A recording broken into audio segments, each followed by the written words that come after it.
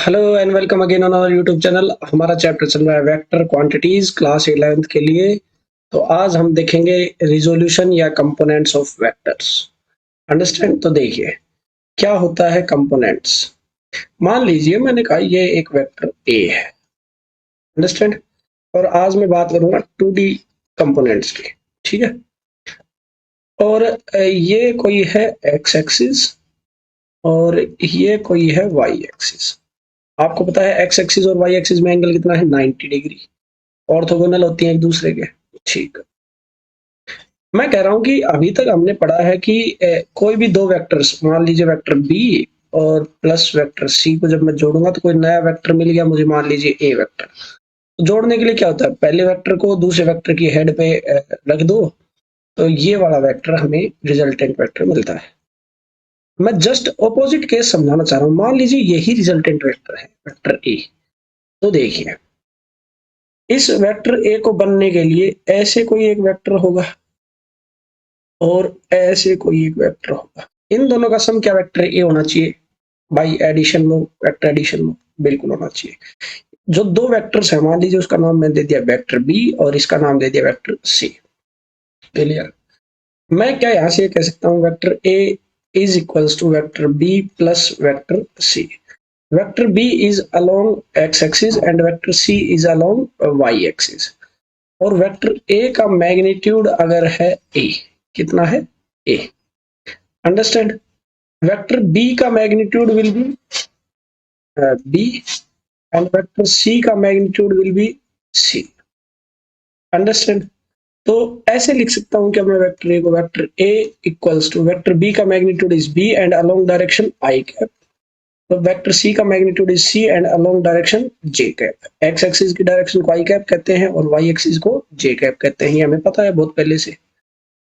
तो अगर मेरे पास ये बी और सी की वैल्यूज आ जाए तो मेरा काम हो जाए। देखो ये राइट एंगल ट्रायंगल है, इसमें इस साइड को क्या कहते हैं, बेस कहते हैं क्या, इस साइड को बेस। अगर ये एंगल थीटा है और इस साइड को क्या कहेंगे, परपेंडिकुलर। अंडरस्टैंड। तो अगर इसका मैग्नीट्यूड कितना है, वेक्टर ए का मैग्नीट्यूड ए है, ये मेरे को नोन है। तो ऐसे समझ सकते हो वेक्टर ए को मैंने रोटेट किया अलोंग एंगल थीटा तो बेस पे पहुंच जाऊंगा, और अगर मैंने इस तरफ रोटेट किया तो मैं वाई एक्सिस में पहुंच जाऊंगा। मतलब इन दोनों के बीच में 90 डिग्री है, तो ये वाला एंगल कितना हो गया, 90 माइनस थीटा। अलोंग थीटा मैंने रोटेट किया तो मैं बेस पे पहुंचूंगा, अलोंग 90 माइनस थीटा रोटेट किया तो मैं परपेंडिकुलर पे पहुंच जाऊंगा। इस वेक्टर सी को मैं यहां भी दिखा सकता हूँ, सेम यहाँ पे ऐसे वेक्टर सी है, एक ही बात है, ये तो पता है मेरे। तो ये जो राइट एंगल ट्रायंगल दिख रहा है हमें, O D and N, O D N, ये एक राइट एंगल ट्रायंगल है। तो राइट एंगल ट्रायंगल में कोस थीटा की वैल्यू क्या होगी, बेस अपॉन हाइपोटेन्यूज। हाइपोटेन्यूज कितना इधर ए है, ए। तो बेस की वैल्यू आई a cos theta and sine theta की वैल्यू क्या होगी इस ट्रायंगल में, in triangle O D N. Sine theta की वैल्यू क्या होगी, साइन थीटा क्या होता है, परपेंडिकुलर अपॉन हाइपोटेन्यूज। हाइपोटेन्यूज की वैल्यू ए है, तो परपेंडिकुलर की वैल्यू आएगी ए साइन थीटा। इसको मैंने इक्वेशन 1 नाम दे दिया, इसको इक्वेशन 2, और इसको मैंने नाम दे दिया इक्वेशन 3। तो इक्वेशन 1 और 2 की वैल्यू इक्वेशन 3 में मैं पुट करूं तो क्या बनेगा मेरे पास, vector A equals to, B की वैल्यू पुट करनी पड़ेगी मेरे को। बेस क्या है, बेस क्या है, वेक्टर बी का magnitude that is b, base, yes. और परपेंडिकुलर क्या है, वेक्टर सी का मैग्नीट्यूड दैट इज सी। सही है ये बात।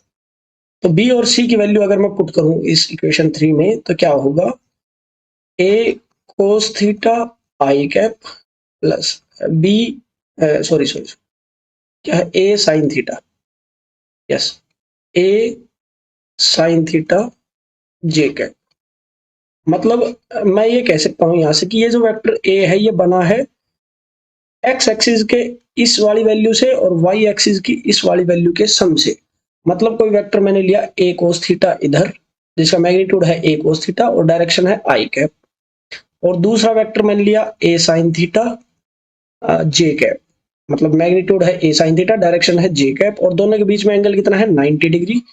तो मेरे को एक वेक्टर मिला ए, वेक्टर ए, मतलब इस वेक्टर को आप यहाँ भी दिखा सकते हैं ए साइन थीटा जे कैप, और दोनों के बीच में एंगल कितना है 90 डिग्री। आप रिजल्टेंट के फॉर्मूले से निकाल सकते हो, ये वेक्टर ए है और ये वेक्टर बी है, और दोनों का सम करोगे under root a square plus b square angle between them 2ab cos of theta, तो वेक्टर ए ही मिलेगा आपको। तो वेक्टर ए को मैं दो पार्ट्स में लिख पा रहा हूँ, ए cos theta I cap plus A sine theta J cap.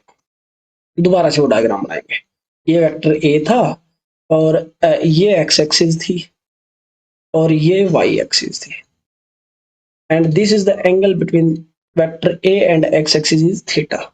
तो ए वेक्टर ए का जिस तरफ एंगल थीटा है उधर उसका एक नया वेक्टर मिला हमें रोटेट करने पे, ए कोस थीटा आई कैप, और जिधर 90 माइनस थीटा है उधर मिला ए sine theta J cap.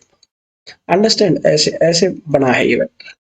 Clear हुई ये बात कि वेक्टर ए को मैंने दो पार्ट्स में तोड़ दिया। वेक्टर ए किससे बना है, जस्ट रिजल्टेंट जो हम निकालते दो के सम से एक तीसरी चीज बनाते थे, अब जो तीसरी चीज है उससे हम वापस उन दो चीजों पे पहुंच गए जिसके सम से ये बना है।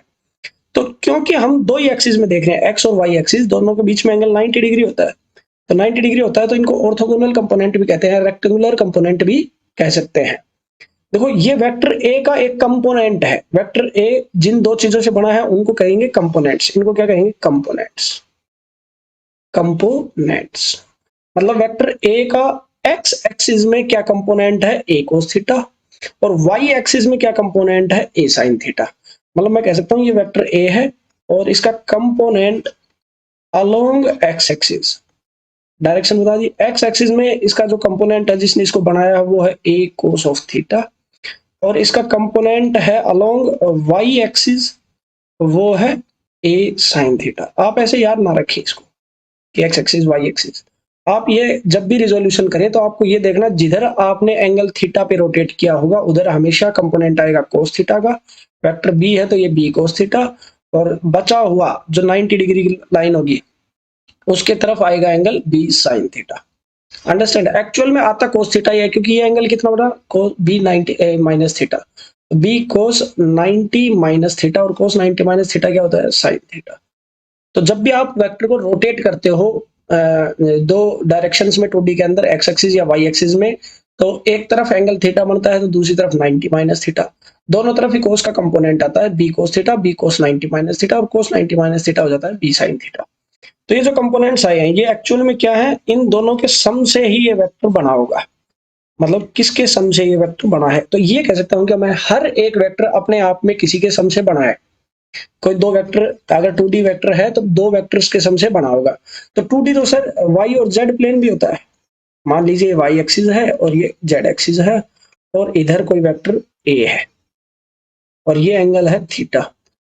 अब मेरे को वाई और जेड एक्सिस में ब्रॉट अप करना है इसके कंपोनेंट्स को, तो ये एंगल 90 डिग्री होगा दो साइड्स के बीच में। जब भी 90 डिग्री पे कोई कंपोनेंट्स आपको निकालने हो, ये एंगल कितना होगा, 90 डिग्री। ए का एंगल इधर कोस इधर थीटा है तो ए का कंपोनेंट अलोंग वाई एक्सिस आएगा ए कोस थीटा, ये तो उसका मैग्नीट्यूड और डायरेक्शन क्या होगी, जी कैप। ठीक है, और ए को इधर रोटेट करेंगे तो ये एंगल आएगा 90 माइनस थीटा, तो ये आएगा a cos 90 minus theta, that will result in A sine theta और डायरेक्शन अलोंग के कैप। तो ये वाला जो वेक्टर ए है ये बना है ए cos theta J cap plus ए साइन थीटा के कैप के combination. A cos theta j cap is a component along y axis।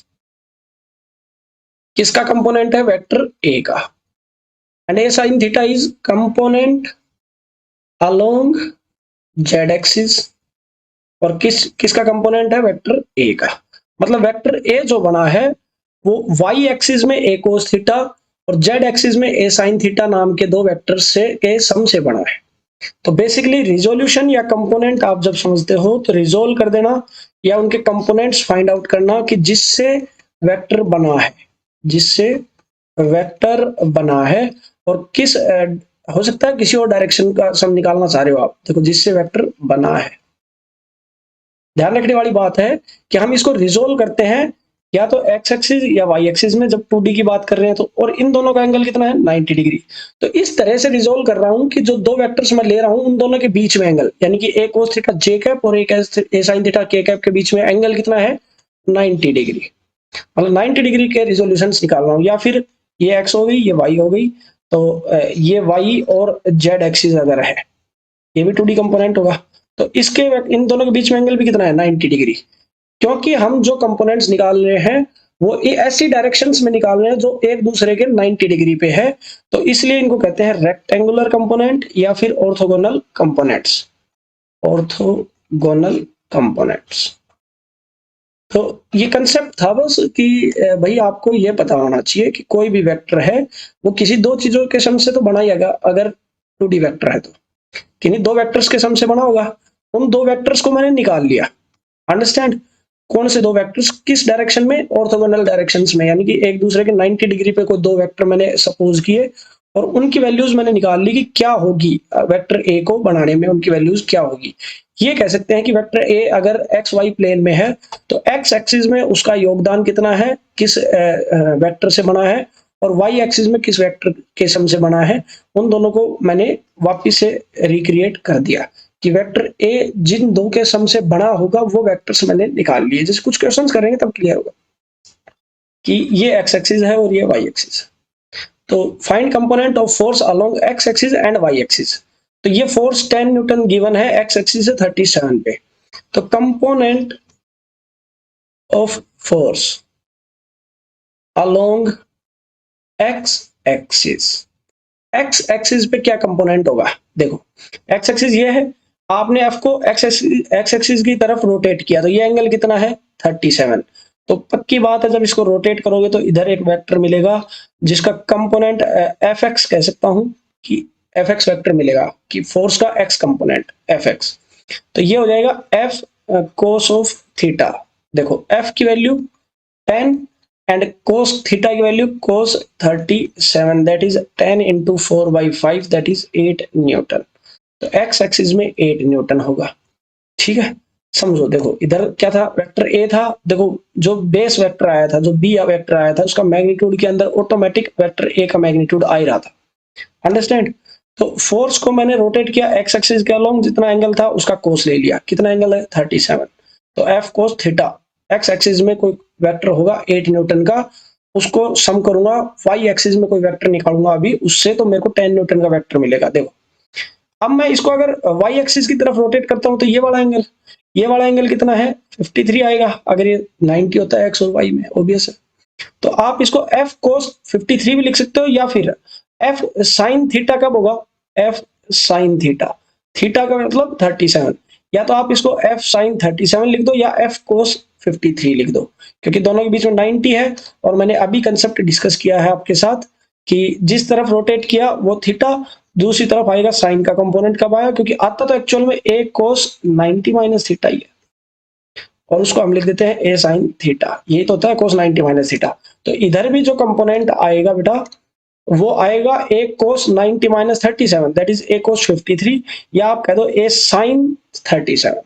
तो component along of force along Y axis will be, y axis होगा F y vector का magnitude that is F sine of theta, that is F की value है 10 और sine theta 37। Sign 37 की value होती है 3/5 that is 2, तो 6 Newton. और कोई बच्चा इसको एफ कोस 90 माइनस थीटा लिखेगा तो कोस 53 दैट इज 10 इंटू कोस 53 की वैल्यू होती है 3/5 दैट इज 6 न्यूटन। सेम ही आएगा। तो ये जो फोर्स वेक्टर अगर मैं लिखना चाहूं एफ वेक्टर जिसका मैग्नीट्यूड 10 न्यूटन, ये बना होगा 8 आई कैप, एक्स एक्सिस का लॉन्ग कितना आया 8 न्यूटन, तो 8 आई कैप प्लस वाई एक्सिस में कितना आया 6 जे कैप। तो ये जो फोर्स आया है जिसका मैग्नीट्यूड 10 न्यूटन है वो ये वेक्टर है 2D के अंदर। आप चाहो तो इसका मैग्नीट्यूड निकाल सकते हो, 8 आई कैप प्लस 6 जे कैप, दोनों वेक्टर्स के बीच में ये आई कैप एक्स एक्सिस का वेक्टर है, एफ एक्स वेक्टर कह सकते हैं इसको आप, और ये एफ वाई वेक्टर की फोर्स का एक्स वेक्टर, फोर्स का वाई वेक्टर, दोनों को सम किया तो कंप्लीट वेक्टर फोर्स मिल गया हमें 2D के अंदर। आप ये दो वेक्टर मान लीजिए, एफ एक्स की वैल्यू है 8 आई कैप और एफ वाई की वैल्यू है 6 जे कैप। तो आई और जे के बीच में एंगल कितना होता है, एक्स और वाई के, थीटा है 90 डिग्री। इसका आप एक बार रिजल्टेंट निकाल के देखिए, पक्का 10 ही आएगा। रिजल्टेंट निकाल सकते हैं, 8 स्क्वायर प्लस 6 स्क्वायर क्या होगा, अंडर रूट 10 ही आएगा। अगला देखिए, फाइंड कंपोनेंट ऑफ वेलोसिटी। इसके कंपोनेंट निकालने हैं और ये प्लेन है 2D और वाई जेड प्लेन है, तो पक्की बात है इधर एक वेक्टर मिलेगा और इधर एक वेक्टर मिलेगा। इन्हीं को हम कंपोनेंट कहते हैं कि वी वेक्टर वेलोसिटी वेक्टर किस किस के सम से बना होगा।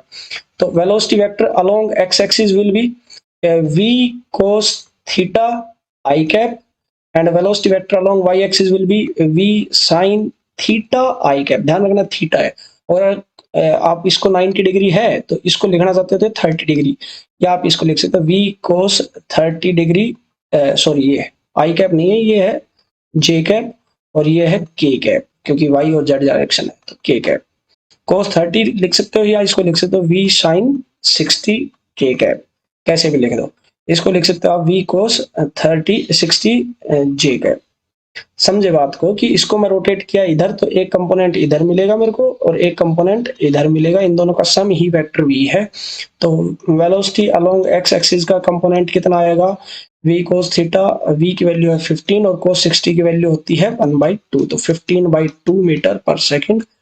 और वी वाई दोबारा कर देता हूँ भाई, एक second, just a second, just yes yes. देखिए, वेलोसिटी अलोंग वाई एक्सिस, ये वाई एक्सिस का कंपोनेंट है, तो this will be v cos angle कितना बना 60 डिग्री। तो cos का कंपोनेंट आता है हर बार रोटेट करने पे, ये मैंने बता दिया तुम्हें। ये 90 डिग्री है, ये तो cos 30। Velocity along z axis will B v cos 30 degree लिख दो या v sin 60 डिग्री लिख दो, एक ही बात है।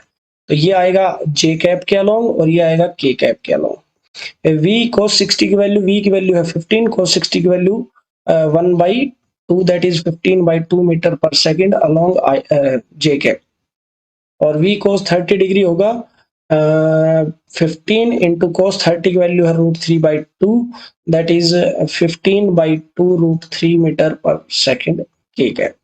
तो ये जो वेलोसिटी वेक्टर आएगा, ये वेलोसिटी वेक्टर कितना आएगा, ये वेलोसिटी वेक्टर आएगा 15/2 आई कैप जे कैप प्लस 15/2 √3 के कैप मीटर पर सेकंड।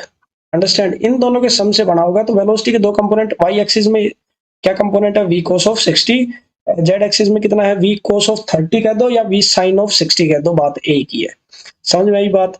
तो कंक्लूजन ये है कि कोई भी वेक्टर, अगर ए वेक्टर है उसका एक्स एक्सिस और वाई एक्सिस में आपको कंपोनेंट निकालना है, तो उसका ए एक्स वेक्टर तो आएगा ए cos of थीटा, अगर ये एंगल थीटा है, और ए वाई वेक्टर आएगा ए cos of 90 माइनस थीटा, क्योंकि ये एंगल बच गया आपका 90 माइनस थीटा, या आप कह दो a sign of theta. Theta तो ये वाला ही एंगल है।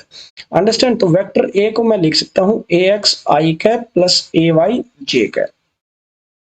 अंडरस्टैंड।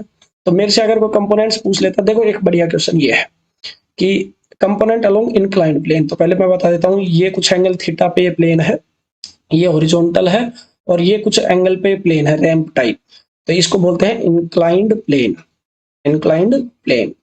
और इस प्लेन पे मैं एक परपेंडिकुलर अगर ड्रॉ कर दूं तो ये होगी perpendicular to inclined plane. Understand. वो कह रहा है कि इस ऑब्जेक्ट का जो मास होगा, मास को आपको पता है वर्टिकली डाउनवर्ड ब्रिंग करती है अर्थ या पुल करती है mg फोर्स से, ठीक है। ये आप आगे 4th चैप्टर में पढ़ लेंगे, कुछ बेसिक आपने 9th में पढ़ा होगा। तो ये mg से पुल कर रही है इसको अर्थ, तो ये एंगल 90 डिग्री है, वर्टिकल डाउनवर्ड डायरेक्शन होती है, तो ये वाला एंगल 90 माइनस थीटा, तो ये 90 माइनस थीटा, तो ये इंक्लाइन प्लेन और ये परपेंडिकुलर कंप्लीट एंगल 90, तो this angle is theta. Understand. बस ये पूछ रहा है कि इंक्लाइंड प्लेन के अलोंग इस फोर्स का मैग्नीट्यूड है, एफ जी एम जी का मैग्नीट्यूड इंक्लाइन के अलोंग, तो आपको दिख रहा है इंक्लाइन के अलोंग एंगल कितना है 90 माइनस थीटा, तो एम जी कोस 90 माइनस थीटा। आपको जिस भी डायरेक्शन में उसका कंपोनेंट निकालना है उसका कोस कर दो, तो एम जी कोस 90 माइनस थीटा, या तो ये एंगल पता हो आपको, या आपको एम जी साइन थीटा लिख ही सकते हो इसको। परपेंडिकुलर टू इंक्लाइन प्लेन, तो ये डायरेक्शन है ये वाली, तो इसके अलोंग एम जी का एंगल कितना है, एम जी का एंगल है थीटा, तो m g cos theta. Understand. तो ये दोनों इसके कंपोनेंट होंगे। परपेंडिकुलर टू इंक्लाइन प्लेन तो होगा mg cos थीटा और इंक्लाइन प्लेन होगा mg sin थीटा। तो यहां से सीखने वाली बात यह है कि कोई भी वेक्टर ए है ये, जिसका मैग्नीट्यूड मैंने कह दिया इज ए, अंडरस्टैंड। इसका अगर किसी भी डायरेक्शन में एंगल थीटा बन रहा है तो उस डायरेक्शन में उसका कंपोनेंट होता है ए कोस थीटा, और उस जिस डायरेक्शन में हमने कंपोनेंट निकाल दिया उसके परपेंडिकुलर डायरेक्शन में कंपोनेंट होगा ए साइन थीटा, या आप कह दो ए कोस ऑफ 90 माइनस थीटा, एक ही बात है, अंडरस्टैंड। ये 2D वेक्टर की हम बात कर रहे हैं कि 2D के अंदर कंपोनेंट्स क्या होंगे। कंपोनेंट्स का मतलब वो किन दो वेक्टर्स के सम से बना होगा, वो कौन से दो वेक्टर, ऑर्थोगोनल वेक्टर। ये अगर एक्स एक्सिस है तो ये वाई एक्सिस, दोनों के बीच में 90 डिग्री होता है। ये अगर वाई एक्सिस है तो ये जेड एक्सिस, अंडरस्टैंड। और ये इंक्लाइन प्लेन का भी मैंने एग्जांपल, आपको बढ़िया क्वेश्चन है, इससे क्लियर हुआ होगा। तो आपको कुछ याद नहीं रखना, आपको ये रखना है कि वेक्टर को आप किस एंगल पे रोटेट कर रहे हो उस डायरेक्शन में, वही कोस थीटा का कंपोनेंट होता है।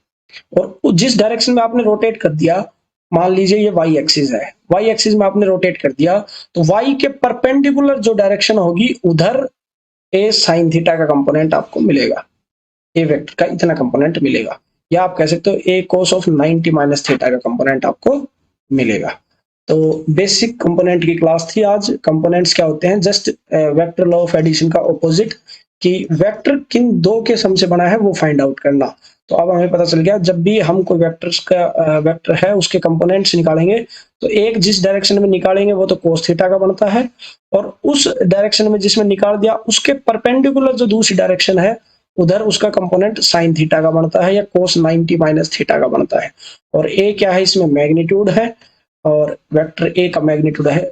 आप चाहो तो इन एग्जांपल्स को आप सोल्व करके देख सकते हो।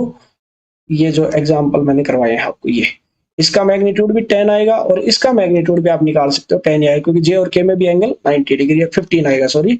तो इस तरह से आप समझ गए होंगे कि कंपोनेंट्स क्या होते हैं, रिजोल्यूशन क्या होता है। कुछ नहीं होता, कंपोनेंट बस वो होता है जिससे वेक्टर बना है, दो ऐसी डायरेक्शन के वेक्टर जो एक दूसरे के परपेंडिकुलर है। वेक्टर के ऐसी दो डायरेक्शन में दो वेक्टर्स निकाल दिए, दो वेक्टर्स ऐसी डायरेक्शन में निकाल दिए जो दोनों एक दूसरे के परपेंडिकुलर हो, मतलब उन दोनों के सम से वो वेक्टर बना हो, अंडरस्टैंड। तो आई होप आपको ये क्लास समझ में आई होगी। तो keep practising, till then bye bye.